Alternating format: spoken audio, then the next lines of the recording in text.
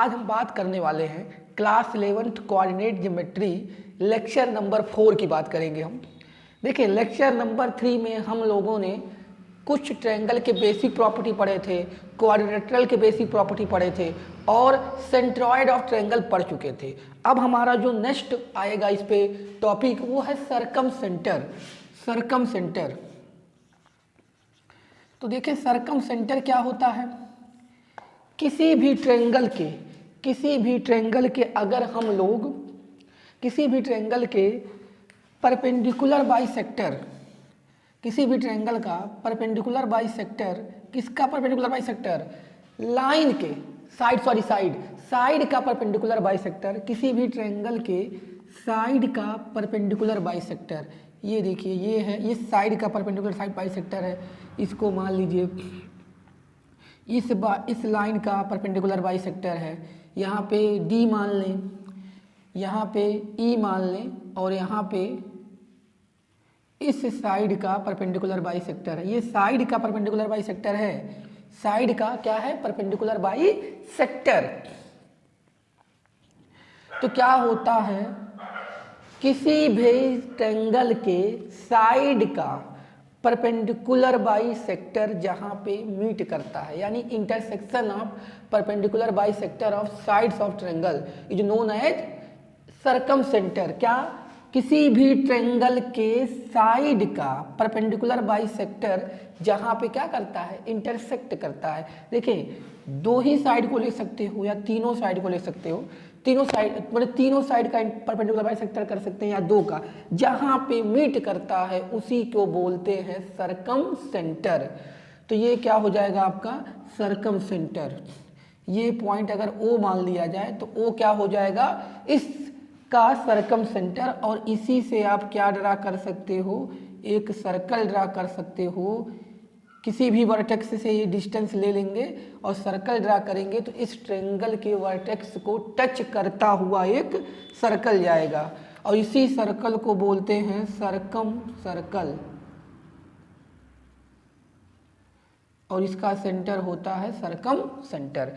तो देखिए ये तो हो गया आपका सर्कम सेंटर कि क्या होती है सर्कम सेंटर, उसकी डिफिनीशन किस तरह निकाला जाता है, सर्कम सेंटर किसी भी ट्रायंगल का कैसे निकाला जाता है। देखिए तो क्या होता है, अगर हम मान लेते हैं कि यहाँ सर्कम सेंटर का जो कोऑर्डिनेट है x बार y बार है, x बार y बार है या खाली x y मान लें और इसका कोऑर्डिनेट दिया है मान लीजिए x1 y1, इसका कोऑर्डिनेट दिया है x2 y2, इसका कोऑर्डिनेट दिया है x3 y3।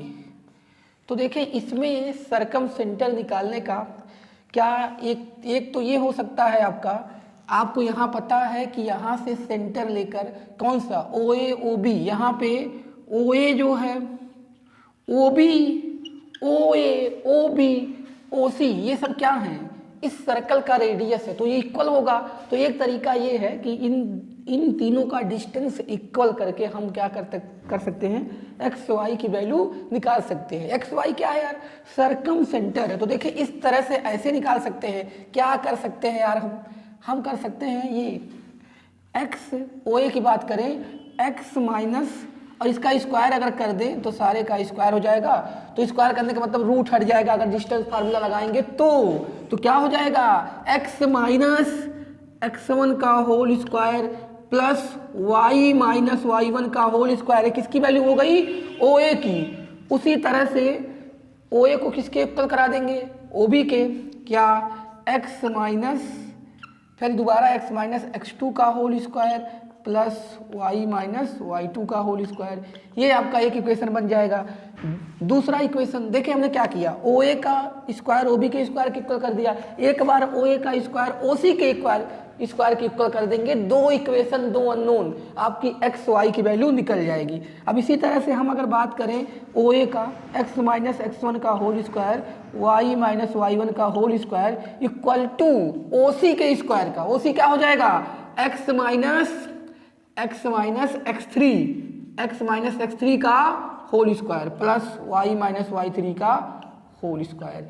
ये आपका क्या आ गया, दो इक्वेशन आ गई। सुने आप, ये दो इक्वेशन आ गई, दो इक्वेशन का यूज करके हम लोग क्या निकाल सकते हैं, सरकम सेंटर। अगर वर्टेक्स का कोऑर्डिनेट, किसी भी ट्रायंगल के वर्टेक्स का कोऑर्डिनेट दिया हो तो डिस्टेंस फार्मूले का यूज करके ओ ए, ओ बी और ओ सी को इक्वल करा के इस तरह से दो इक्वेशन बना के भी हम क्या करते हैं, सरकम सेंटर निकाल सकते हैं। और देखिए क्या कंडीशन हो सकती है, और इसमें देखें अगर आपको साइड दिया है, सॉरी एंगल दिया है ट्रायंगल का और ये दिया हुआ है कोऑर्डिनेट दिया है, अगर मान लीजिए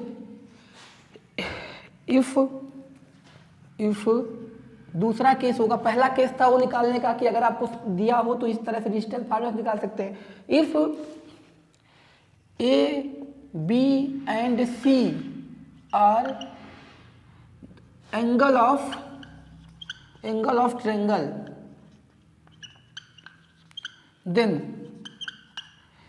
सरकम सेंटर का एक फार्मूला देखिए होता है, यही एक्स कोऑर्डिनेट इसका हो जाएगा,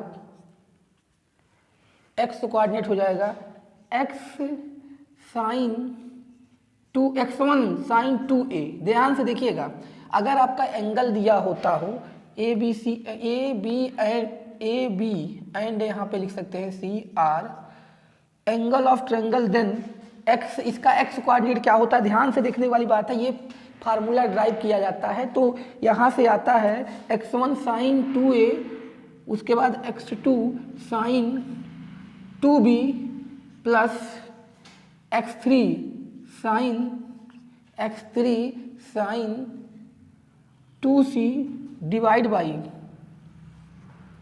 sign 2a plus sine 2b plus sine 2c।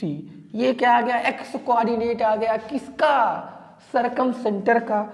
अगर उसी तरह से हम अगर बात कर लेते हैं वाई कोऑर्डिनेट का, तो यहाँ पे हो जाएगा y1 sine 2a plus y2 sine 2a plus y3 sine, तो सॉरी साइन यहाँ 2b रहेगा, यहाँ sine 2c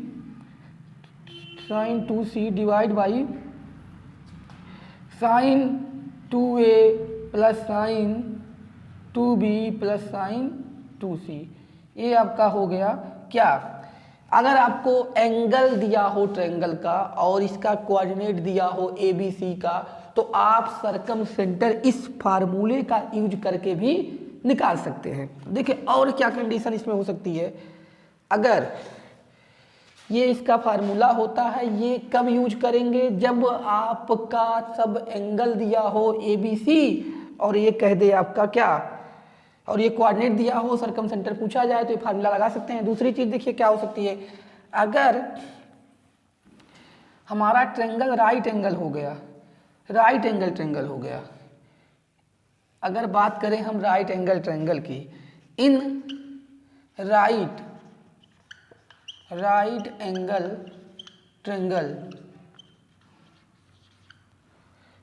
triangle circumcentre is the mid point of hypotenuse। क्या होता है, मिड पॉइंट ऑफ हाइपोटेनियस। देखिए अब अगर आपका ट्रायंगल क्या हो गया, राइट एंगल हो गया, तो सरकम सेंटर क्या होगा, जैसे मान लीजिए ये आपका राइट एंगल ट्रायंगल है, तो इसका सरकम सेंटर इसके जो मिड पॉइंट है इसका जो होगा हाइपोटेनियस, ये है आपका, ये अगर राइट एंगल है तो हाइपोटेनियस होगा। तो अगर राइट एंगल ट्रायंगल है तो इसका जो सरकम सेंटर आएगा, यानी ये जो सर्कल ऐसे जाएगी इनको टच करते हुए, तो इसका जो सेंटर आएगा हाइपोटेनियस का क्या होगा, मिड पॉइंट होगा। यानी इसके मिड पॉइंट का अगर कोऑर्डिनेट निकाल दिया जाए तो वही क्या आ जाएगा, सरकम सेंटर। किस केस में, जब ट्रायंगल क्या होगा, राइट एंगल ट्रायंगल। ठीक, तो ये थी बात सरकम सेंटर की। देखिए और सरकम सेंटर कैसे निकाल सकते हैं, अगर मान लीजिए आपको वर्टेक्स का कोऑर्डिनेट दिया है, इसका वर्टेक्स का कोऑर्डिनेट दिया है, तो अगर आप जैसे मान लीजिए ए वाली आपको इसका इक्वेशन दिया हुआ है, तो इसके परपेंडिकुलर बाइसेक्टर का इक्वेशन माने दो परपेंडिकुलर, यहाँ पे दो साइड के परपेंडिकुलर बाई सेक्टर का इक्वेशन निकाल के सॉल्व कर लिया जाए। मतलब मेरे कहने का है, अगर बीई और सीएफ या बीई और एडी का इक्वेशन मिला लें, इक्वेशन निकाल लें और उनका इंटरसेक्शन निकालें तो भी क्या निकल जाएगा, सरकम सेंटर। तो देखिए सरकम सेंटर निकालने के ये सब तरीके हैं और चीज़ें क्लियरिटी होगी किसमें, क्वेश्चन में। तो इसके बाद में हम बात करेंगे। अब हम इससे दूसरा जो हमारा टॉपिक है इन सेंटर की बात करेंगे। हम देखिए सेंट्रॉइड की बात करें, सरकम सेंटर की बात करें, इन सेंटर की बात करें, आर्थो सेंटर की बात करें, तो इन सबसे क्वेश्चन आता है। तो पहले इनको सही से समझ लेते हैं, उसके बाद इनसे रिलेटेड किस तरह की प्रॉब्लम आती है हम लोग देखेंगे। तो अब हम बात करते हैं इन सेंटर की। इन सेंटर, तो देखिए इन सेंटर क्या होता है, किसी भी ट्रायंगल में इन सेंटर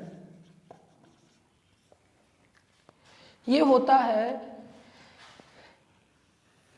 एंगल का जो इंटरनल एंगल होता है, इंटरनल एंगल के बाइसेक्टर का इंटरसेक्शन होता है। क्या,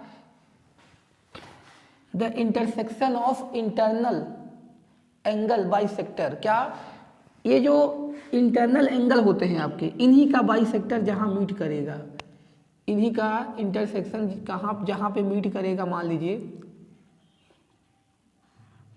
ये मान लें, बी मान लें, सी मान लें, तो ये देखिए ये आ गया क्या, इन सेंटर। इन सेंटर को अगर आई से डिनोट किया जाए तो ये इन सेंटर है और ये है क्या, internal angle bisector. Internal angle bisector है ये लाइन और इन्हीं का इंटरसेक्शन। किसी भी ट्रायंगल के इंटरनल एंगल का बाइसेक्टर, किसी भी ट्रायंगल के इंटरनल एंगल का बाइसेक्टर जहां पे इंटरसेक्ट करता है। देखिए दो चीजें, एक ये वाली, अब इसको हमने मान लिया डी, इसको मान लिया ई, इसको मान लिया एफ, तो इसमें से बीई भी क्या है, इस एंगल का इंटरनल बाइसेक्टर है। ईडी क्या है, इस एंगल का इंटरनल बाइसेक्टर है। और सी एफ क्या है, इस एंगल का इंटरनल बाइसेक्टर है। जहां पे ये कट कर रही हैं उसे क्या बोलते हैं, इन सेंटर। तो इसे कैसे निकालेंगे, देखिए पहला तरीका तो ये हो गया कि अगर आपको ये दोनों लाइन का इक्वेशन दिया हो, अभी आगे हम लोग पढ़ेंगे, तो इसके इंटरनल बाइसेक्टर का, इसके इंटरनल बाइसेक्टर मतलब इस एंगल बाइसेक्टर की बात करें, ये दिया हो लाइन का इक्वेशन, ये दिया हो, तो इसके एंगल बाइसेक्टर का इक्वेशन निकालने ये लाइन का इक्वेशन आ जाएगा। उसी तरह से इन दोनों का दिया रहेगा तो इसका निकाल लेंगे एंगल बाइसेक्टर का इक्वेशन और उन दोनों का इंटरसेक्शन, तो इन सेंटर आ जाएगा। और दूसरी चीज़ क्या होती है, देखिए, और ये देखिए इन सेंटर से क्या होता है कि अगर हम जो सर्कल बनाएं तो ये सर्कल जो है अंदर से जाएगी इस तरह से जाएगी इन सेंटर में। अब अगर हम बात करें कि आपको ये दिया हो, A small A B C side दिया हो, साइड ऑफ ट्रायंगल, तो ये साइड ऑफ ट्रायंगल क्या हो गया, ए हो गया। और अगर बात करें ये इसको बी एंगल बी के सामने की साइड को बी मान लेते हैं यार, सी के सामने की साइड को सी मान लेते हैं अगर, तो बात करें इसमें क्या होगा, coordinate of in centre. In centre का कोऑर्डिनेट मान लो एक्स वाई मान लिया, तो इस तरह से देखिए इसका जो फार्मूला निकल के आता है इन सेंटर का, x equal to x1 x1 के साथ ये x1 ये कहाँ से आई, इसका कोऑर्डिनेट दिया होगा आपको x1 y1, इसका x2 y2, x3 y3, तो क्या हो जाएगा x1a plus y1 b plus x1a x2b होगा यहाँ पे, x2b plus x3c divide by a plus b plus c। उसी तरह से सिमिलरली y की वैल्यू होगी y1a plus y2b plus y3c divide by a plus b plus c। ये आपका क्या होगा, अगर आपको कोऑर्डिनेट दिया है, किसका कोऑर्डिनेट दिया है, अगर आपको वर्टेक्स का कोऑर्डिनेट दिया है और साइड ऑफ ट्रायंगल दिया है, अगर साइड ट्रायंगल दिया है तो आप इसका यूज करके क्या निकाल सकते हैं, इन सेंटर ऑफ ट्रायंगल। तो अब हम बात करेंगे आर्थो सेंटर की। तो देखिए हम आर्थो सेंटर, सेंट्रॉइड, ये सब सारी चीज़ें हम पढ़ लेंगे एक साथ। इन सेंटर पढ़ चुके हैं, अभी इन सेंटर के बाद आर्थो सेंटर की बात करेंगे, उसके बाद हम तीनों को मिलाकर रिलेटेड उनसे क्वेश्चन किए करेंगे। तो देखिए इसमें यही पॉइंट था कि अगर आपको इसका एंगल बाई सेक्टर का लाइन और इसका निकाल लें, इंटरसेक्शन उन दोनों का निकाल लें, निकल जाएगा, या तो ये फार्मूला लगा के निकाल लें। अब हम बात करते हैं आर्थो सेंटर की। आर्थो सेंटर,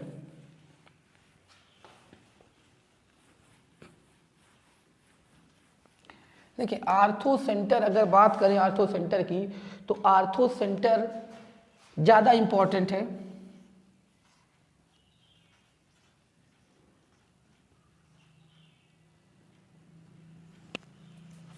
आर्थो सेंटर क्या होता है, आर्थो सेंटर पहली बात तो देखिए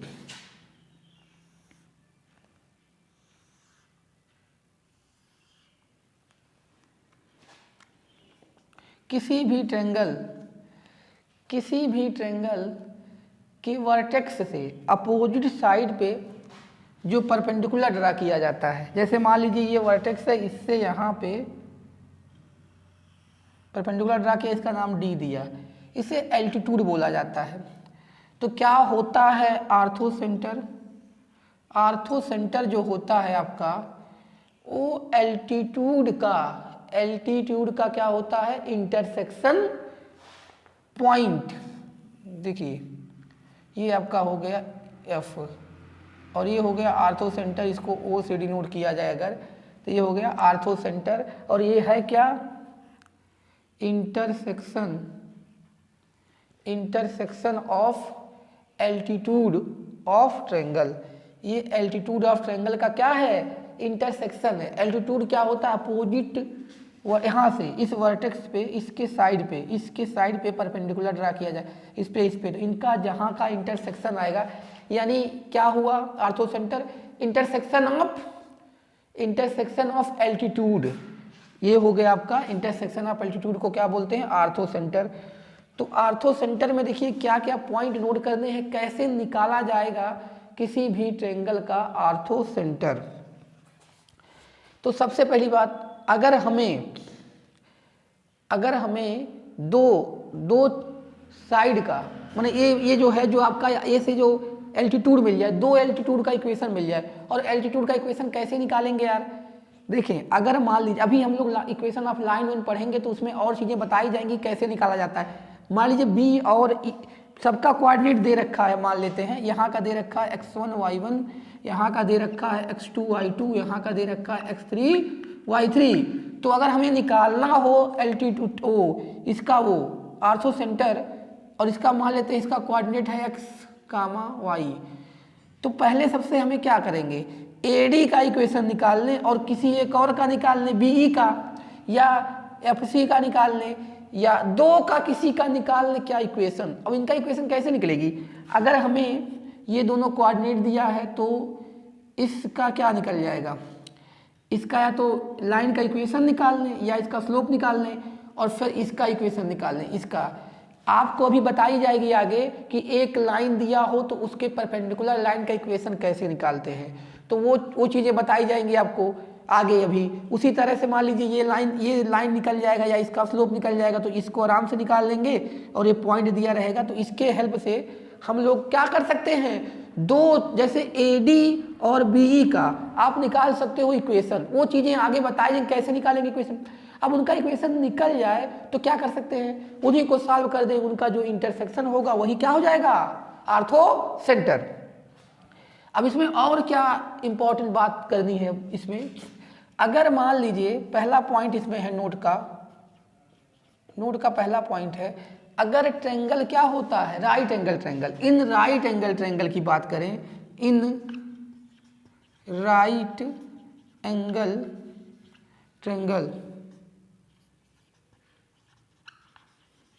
right angle triangle orthocentre is point where right angle is form, वो पॉइंट होती है जहाँ पे राइट एंगल फॉर्म होती है। इसको ए मान लें, बी मान लें, सी, तो यहाँ पे राइट एंगल फॉर्म होगी, तो इसका जो कोऑर्डिनेट होगा, मान लीजिए इसका कोऑर्डिनेट x1 y1 है, तो जो इसका कोऑर्डिनेट होगा, अगर ट्रेंगल राइट एंगल निकला, ट्रेंगल राइट एंगल होगा, तो जो कोऑर्डिनेट होगा राइट एंगल जहाँ पे बन रही है उस पॉइंट का जो कोऑर्डिनेट होगा, जहाँ पे राइट एंगल बन रही है उस पॉइंट का जो कोऑर्डिनेट होगा वही हो जाएगा आपका ortho centre.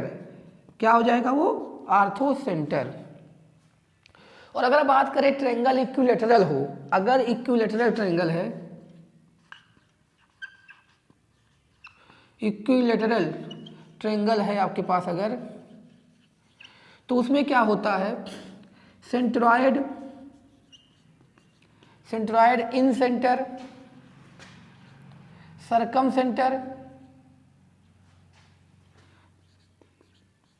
Circumcentre and ortho centre,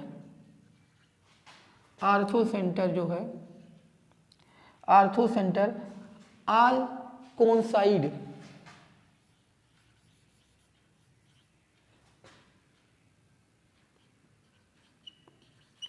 coincide मतलब या कोइंसिडेंट का मतलब क्या होता है कि सब चीज़ एक ही पॉइंट पे होगी। अगर जो आपका ये इक्विलेटरल ट्रायंगल हो गया, ए बी सी आपका इक्विलेटरल ट्रायंगल है, तो सारी चीज़ें एक ही पॉइंट पे क्या होंगी, आ जाएंगी। कौन सी सारी चीज़ें का मतलब, सेंट्रॉयड भी वही होगा, इन सेंटर भी वही होगा, सरकम सेंटर भी वही होगा, आर्थो सेंटर भी वही होगा।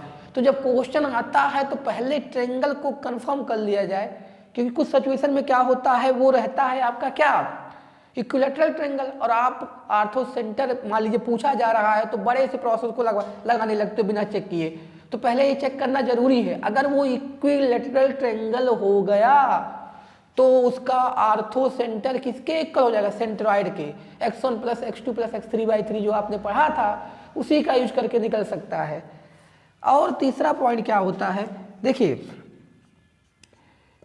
तीसरा पॉइंट इसका ये होता है, जो सेंट्रॉयड होता है, centroid, centroid of triangle, centroid of triangle divide, divide orthocentre to circumcentre 2:1।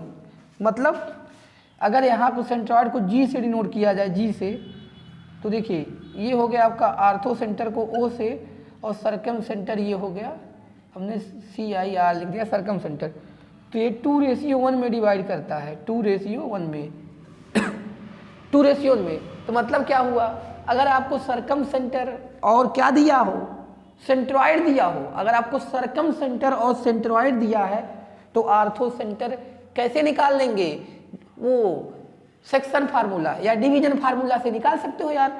कैसे, आपको सेंट्रॉयड दिया रहेगा, सरकम सेंटर दिया रहेगा, तो आर्थो सेंटर डिवीजन फार्मूले का यूज करके, सेक्शन फार्मूले का यूज करके निकाल सकते हो। तो सुने, ये कह रहा हूं कि यार जो प्रोसेस होता है आर्थो सेंटर निकालने का, जनरली कि ये एक लाइन का इक्वेशन निकालो, वो निकालो, इंटरसेक्शन निकालो, वो तो बड़ा है, लेकिन इन सब चीज़ों को हम अगर यूज करेंगे या चेक, कैसे मान लीजिए आपने इक्विलेटरल ट्रायंगल चेक कर लिया, मिल गया तब तो आसानी से निकल जाएगा, राइट एंगल चेक कर लिया, नहीं तो कोऑर्डिनेट दिया तुरंत कूद पड़े उसी में निकालने ये सब लाइन का इक्वेशन, तो टाइम बर्बाद हो जाएगा।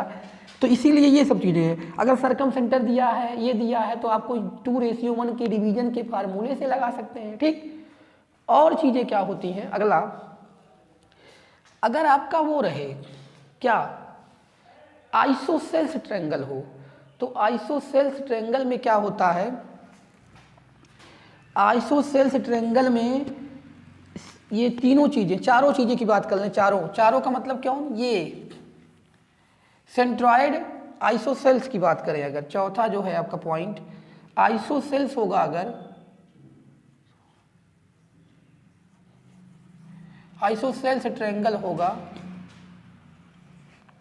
आइसोसेल्स ट्रायंगल होगा तो जो सेंट्रॉयड होगी, centroid incentre, circum centre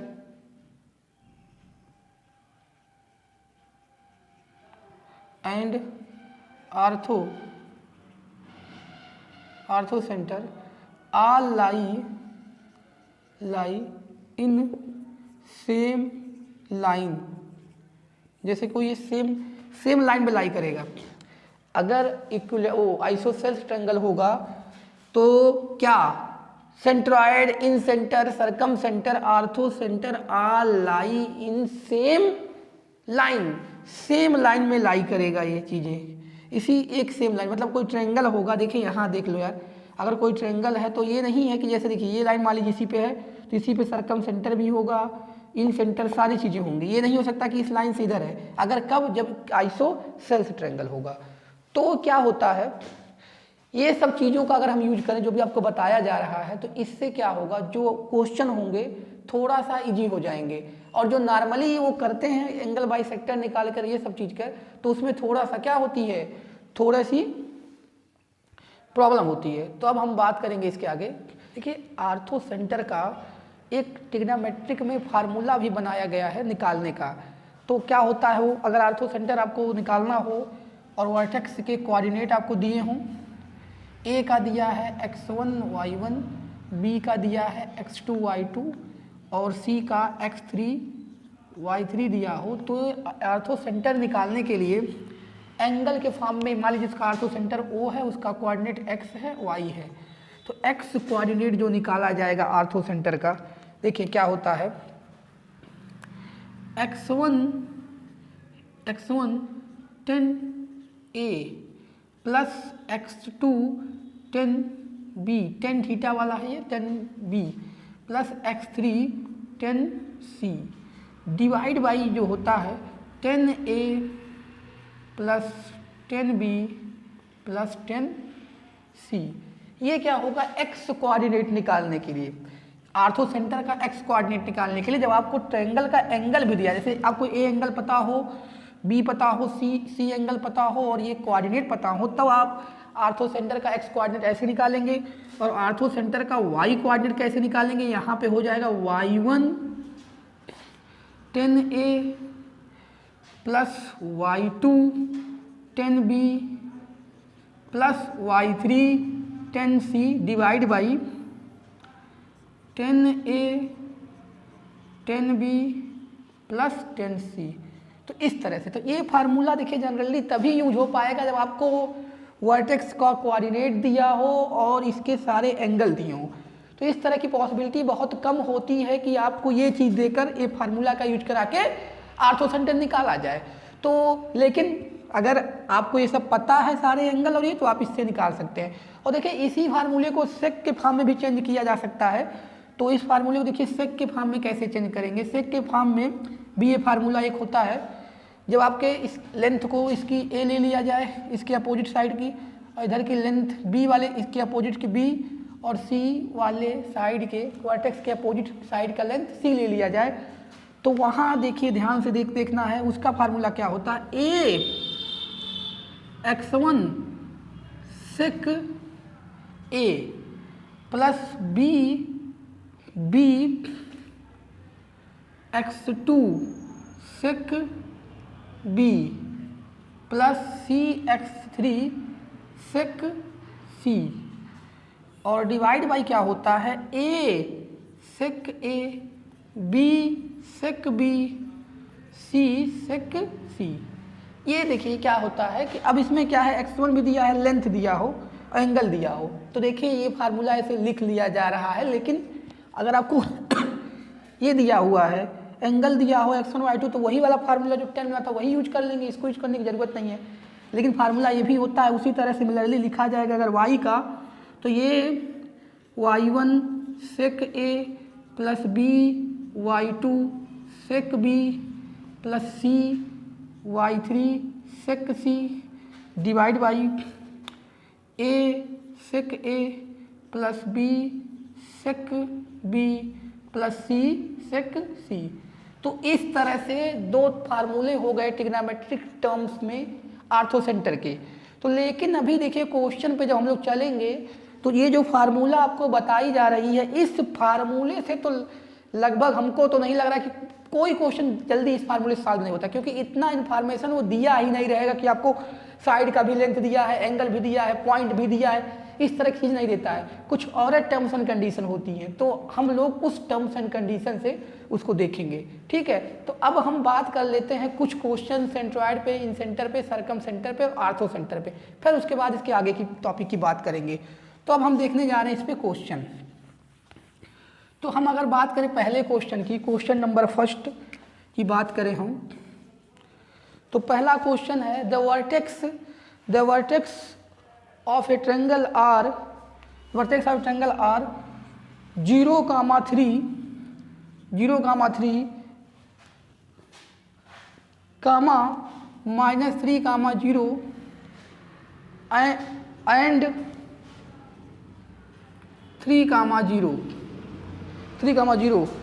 the coordinate of its orthocenter are, the coordinate of its orthocenter are। तो देखिए इसका कोऑर्डिनेट निकालना है, आर्थोसेंटर का कोऑर्डिनेट।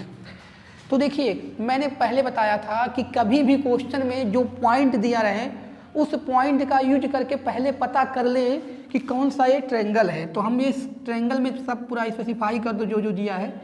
इस कोऑर्डिनेट ज्योमेट्री के अकॉर्डिंग इसको बना सकते हैं, क्योंकि ये एक्स वाई एक्सिस के पॉइंट दिख रहे हैं।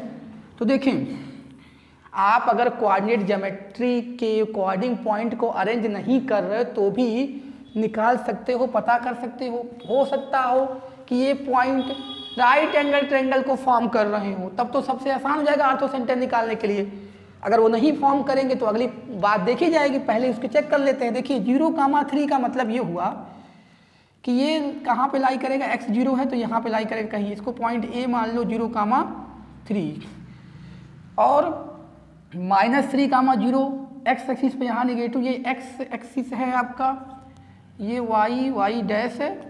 तो देखो -3,0 x -3 है और y 0 है, तो इसका मतलब ये यहाँ कहीं लाई करेगा ये -3,0 पर।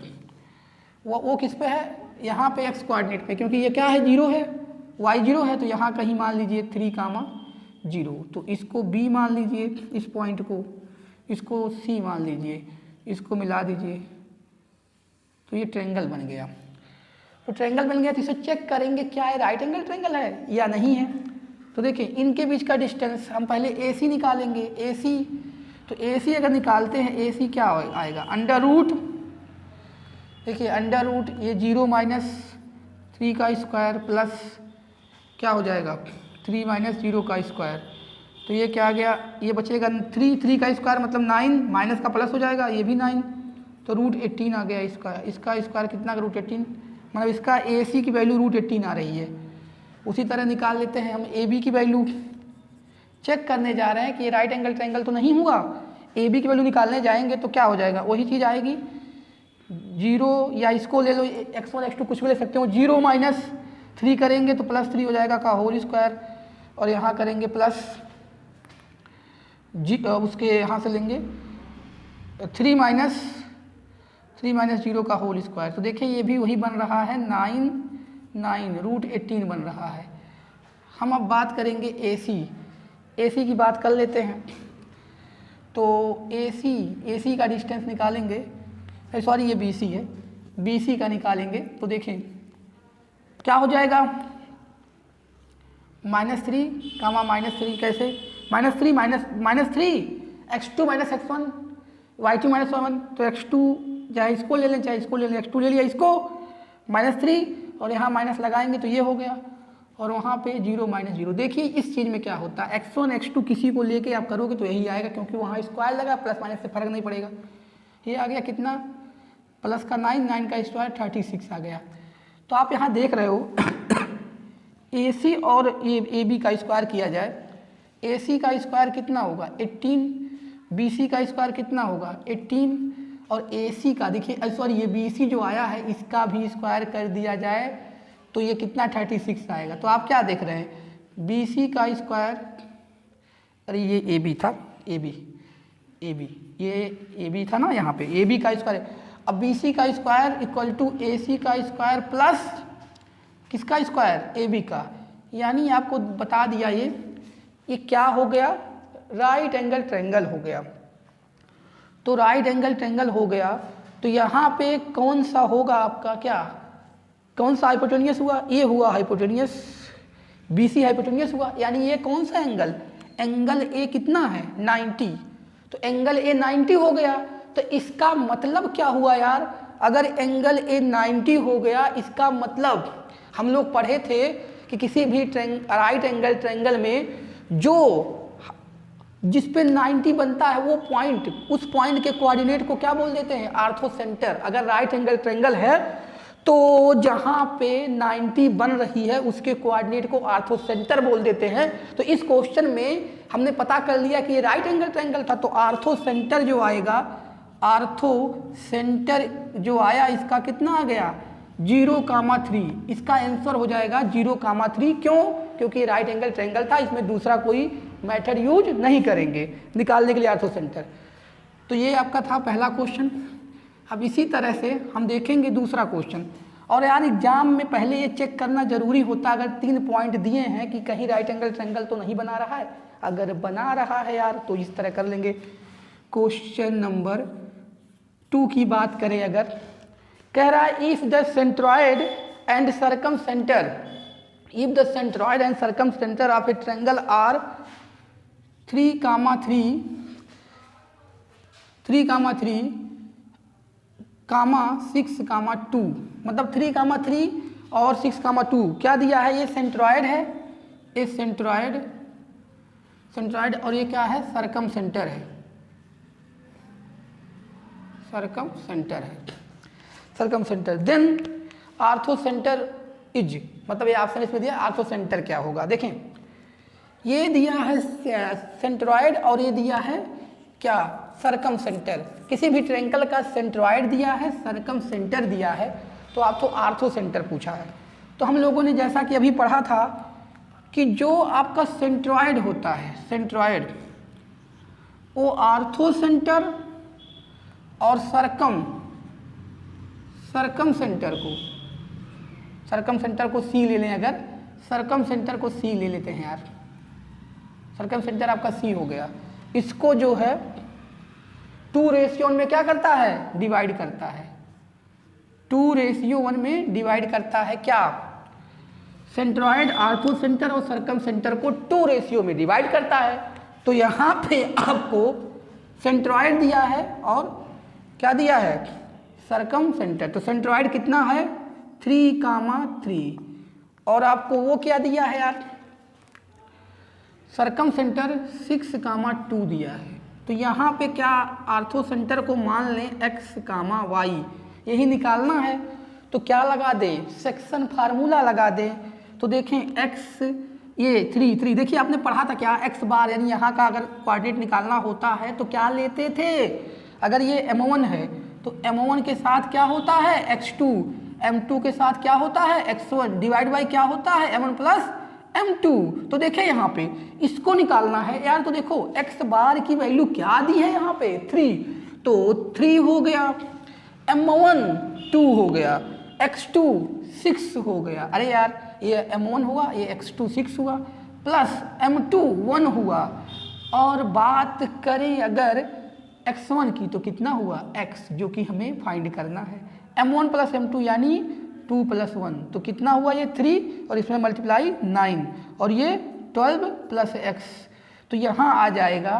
तो x = क्या हो जाएगा 9 - 12 यानी x = कितना आ गया -3, x = -3 आ गया। इसी तरह से क्या निकाल लेंगे, y का निकाल लेंगे इसी तरह से। तो ये x कोऑर्डिनेट आर्थो सेंटर का कितना आ गया -3। अब बात करते हैं y coordinate of ortho centre कैसे निकालेंगे यार। तो y कोऑर्डिनेट के लिए देखिए y बार भी यही दिया है 3, तो क्या होता है m1 y2 2 हो गया, m1 2 है y2 2 है, प्लस m2 y1 कितना है y divide by m1 plus m2, देखें 3 3 जा 9, ये 4 और यहाँ पे y, तो यहाँ से y की वैल्यू क्या आ जाएगी यार 9 माइनस 4 कितनी आ गई 5। तो इसका आर्थो सेंटर क्या आ गया माइनस का 3 कामा 5, आंसर क्या आ गया इसका माइनस का 3 कामा 5। ठीक है, तो हम नेक्स्ट क्वेश्चन की बात करेंगे। देखिए ये तो था कि आपका सेंट्रॉयड और सरकम सेंटर दिया था, तो उस हिसाब से हमने आर्थो सेंटर जो पढ़ा था कॉन्सेप्ट 2:1 में डिवाइड करता है उसका यूज कराया है यहाँ पे। तो देखिए जितनी चीज़ें हम लोग पढ़ते हैं उसका सारे का यूज कराता है। अभी जब हम लोग इक्वेशन आप लाइन पढ़ लेंगे तो लाइन का इक्वेशन निकाल के परपेंडिकुलर बाइसेक्टर का निकाल के तब आर्थो सेंटर वाली बात करेंगे। अभी हम लोग उसी पे क्वेश्चन कर रहे हैं जो हम पीछे वीडियो में बता चुके हैं। तो क्वेश्चन नंबर नेक्स्ट 3rd की बात करें, इसका आंसर आ गया था माइनस का 3 कामा 5 आर्थो सेंटर। अगला क्वेश्चन जो है नेक्स्ट क्वेश्चन है आपका a triangle, question number 3rd, a triangle has vertex eight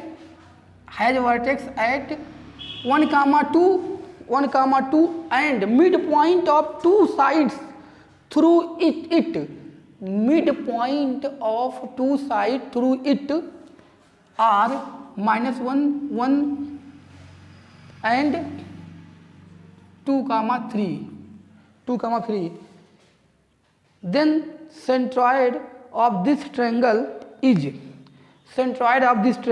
is इस ट्रायंगल का क्या निकालना है सेंट्रॉइड निकालना है। देखिए क्या कह रहा है कि एक वर्टेक्स, किसी भी ट्रायंगल का एक वर्टेक्स, देखिए सलूशन कैसे करेंगे इसका, किसी भी ट्रायंगल बना लो यार ऐसे, किसी भी ट्रायंगल का एक वर्टेक्स, मान लो ये ए दिया है 1,2 और इससे जो साइड जा रही है क्या साइड थ्रू इट, जो इससे साइड जा रही है उसका मिड पॉइंट, मान लो ये बी है और सी है, तो बी का मिड पॉइंट यहाँ पे कहीं दिया हुआ है -1,1 और सी का मिड पॉइंट बी सी का, अरे ए सी का मिड पॉइंट यहाँ पे कितना दिया है यार 2,3, तो इसका सेंट्रॉइड निकालना है यार।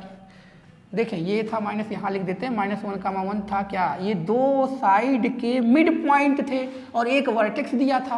तो देखिए सेंट्रॉइड निकालने का फार्मूला हमने क्या पढ़ा था, x bar equal to x1 plus x2 plus x3 divide by 3, यानी x कोऑर्डिनेट का सम जितने तीनों हैं डिवाइड बाई 3 कर लेते हैं, एवरेज ले लेते हैं। सुने, तो उस केस में ये फार्मूला लगाने के लिए आपके पास ये वाला कोऑर्डिनेट तो नहीं है, ये वाला नहीं है, तो ये मिड पॉइंट है तो इसको मान लेते हैं x1 है, ये y1 है, ये x2 है और ये y2 है, ये वैल्यू निकाल दें तब हम फार्मूला लगा लेते हैं, उसके बाद फार्मूला लगा लेंगे। देखें तो इसको निकालने के लिए यार क्या होता है, अगर हम लोग मिड पॉइंट का निकालना होता है तो x1 plus x2 divide by 2 करते हैं, तो यही करेंगे। तो मिड पॉइंट यहाँ कितना है -1 और x1 को x1 ही रहने दो, y1 x1 x2 कितना हो जाएगा, यहाँ पे ले रहे हैं 1, अरे यार इसमें मिड पॉइंट जाओगे, ये मिड पॉइंट है, कोई पॉइंट ले लो d और इसको ले लो e, तो d इसका मिड पॉइंट है, तो मिड पॉइंट में इसका कोऑर्डिनेट कितना है -1, यहाँ पे x1 ही है और x2 कितना है 1 डिवाइड बाई 2, तो इधर आ गया तो x1 प्लस 1, देखिए इसको ऐसे नोट कर लिया, इधर आएगा -2 हो जाएगा और ये जाएगा उधर, तो x1 इक्वल टू कितना आ जाएगा -3, कैसे ये जाएगा उधर -1 और ये -3 हो गई x1 की वैल्यू। सिमिलरली y1 की निकालेंगे, देखें यहाँ निकालेंगे तो ये 1 रखेंगे, इसका मिड पॉइंट 1 है, तो क्या होता है y1 तो y1 है प्लस y2 2 है डिवाइड बाई 2, या इधर कर दोगे तो y1 प्लस 2, देखिए y1 प्लस 2 इक्वल टू 2 हो जाएगा, तो y1 इक्वल टू 2 माइनस 2 कितना आ गया 0। तो यहाँ पे अगर हम बात करें, चेक कर लो सही से, कैलकुलेशन गलत नहीं होना चाहिए यार। देखो कैलकुलेशन भी सही करना बहुत जरूरी है, इसमें बहुत प्रॉब्लम आती है। देखें क्या था y1 plus y2 divide by 2 equal to 1, यहाँ से ये 2 उधर और ये उधर 0 आ गया, तो यानी हमारा जो b का यहाँ लिख लेते हैं, b का कोऑर्डिनेट आ गया, क्या आ गया यार, x1 के लिए -3 आई थी, -3 y2 कितनी आई थी 0, तो अरे y1 की वैल्यू क्या आई थी 0, तो -3 गामा 0 b का कोऑर्डिनेट आ गया। इसी तरह किसे कोऑर्डिनेट निकालेंगे c का, तो देखें c का ये था b का कोऑर्डिनेट निकालने का तरीका। इस तरह c का भी उसी तरह सिमिलरली, ये इसका मिड पॉइंट है, फार्मूला लगाएंगे तो 2 प्लस x2 और ये देखिए ये x1 को x2 मान लो, इसको 1 और x2 x1, यदि यही दोनों का लगाना है तो x1 की वैल्यू हो गई x2 और ये हो गया, चाहे इसको x1 मान लो, x1 1 x2 ही हो गया, डिवाइड बाई 2 इधर गया, तो x2 + 1 = 4, x2 = कितना आएगा 3। उसी तरह से y2 यहाँ 3 है, अरे y बार यानी इसका मिड पॉइंट 3 है, y1 2 y2 डिवाइड बाई 2 इधर जाएगा 6 हो जाएगा, तो 2 + y2 = 6, y2 = कितना आ जाएगा यार 6 - 2 कितना आया 4, यानी C का कोऑर्डिनेट क्या आ गया 3, 4।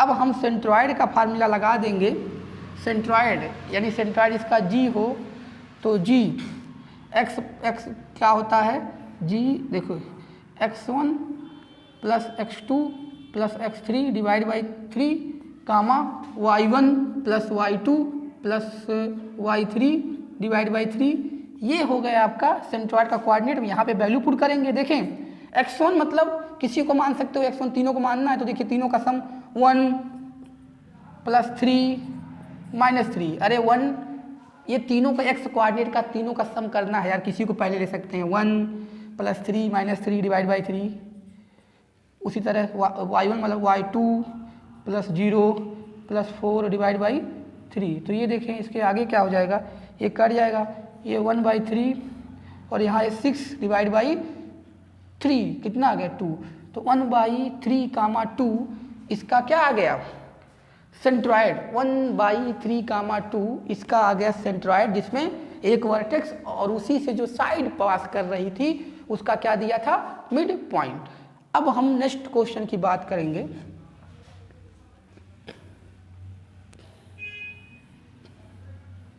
क्वेश्चन नंबर 4 की बात करेंगे। तो क्वेश्चन नंबर 4 की बात करते हैं। क्वेश्चन नंबर 4 देखिए, क्वेश्चन नंबर 4 में क्या कह रहा है, क्वेश्चन नंबर 4 देखें, कह रहा है let the orthocentre and centroid of a triangle, let orthocentre and centroid of triangle B, A दिया है, आर्थो सेंटर है उसका कितना -3, 5 एंड सेंट्रॉयड दिया है बी, सेंट्रॉयड बी है 3, 3। If C is the circumcentre of this triangle, C is the circumcentre, C क्या है आपका सर्कम सेंटर है, C is circumcentre of this triangle, then radius of the circle having segment AC is diameter, segment AC क्या हो गया diameter हो गया, उसका AC क्या है डायामीटर है, तो उस सर्कल का क्या निकालना है आपको रेडियस निकालना है। देखिए क्या है, पहले आप क्वेश्चन यहाँ समझिए, ऊपर क्वेश्चन है आप देख सकते हैं, यहाँ देखें ए जो है, ए जो दिया है ये क्या है आर्थो सेंटर है, आर्थो सेंटर है, कितना दिया है यार ए दिया है -3, 5 और आपका जो बी है वो सेंट्रॉयड है, तो बी यहाँ पे है सेंट्रॉयड है, सेंट्रॉयड है कितना है सेंट्रॉयड है, ये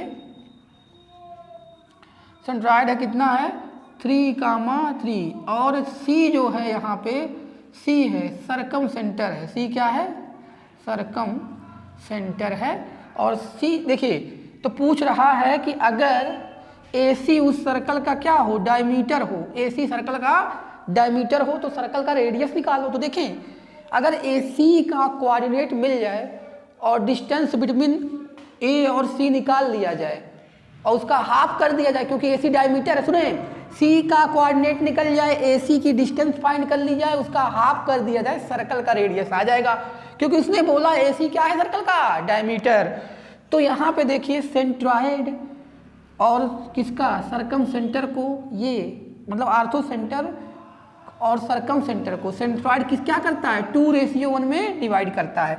तो देखिए बता दिया जाए जो चीज़ें आप पढ़े हो उसी का यूज कराया जाता है जेई में, ये सब क्वेश्चन किसके हैं जेई मेंस के प्रीवियस क्वेश्चन हैं। तो देखिए यहाँ पे तो अगर हम बात करें अब इसकी, ये 3, 3 था, यहाँ ये तो डॉटेड लाइन जड़ी है, तो अब हम निकालेंगे इसी का, वो निकालने के लिए इसका कोऑर्डिनेट x, y मान लें, निकाल लें, कैसे निकालेंगे ये लगाएंगे मिड उसका वो सेक्शन फार्मूला, तो ये दिया है 3, मिड का पॉइंट 3 दिया है, इसका पॉइंट 3 दिया है ना, तो 3m1 इसको ले लेते हैं, m1 x2 x है plus m2 x1 divide by m1 plus m2। क्या निकाल रहे हो?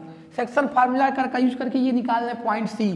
तो ये कितना आ गया 3, ये कितना हो गया 9, इधर भेजोगे 9 हो जाएगा, ये आएगा 2x माइनस का 3, ये इधर आ गया कितना हो गया 12, ये प्लस होकर ऐड हो जाएगा 2x, x की वैल्यू कितनी आ गई 12/2 कितनी आ गई 6, यहाँ पे x की वैल्यू कितनी आ गई है 6 आ गई है, x की वैल्यू 6 आ गई है, y निकाल लें।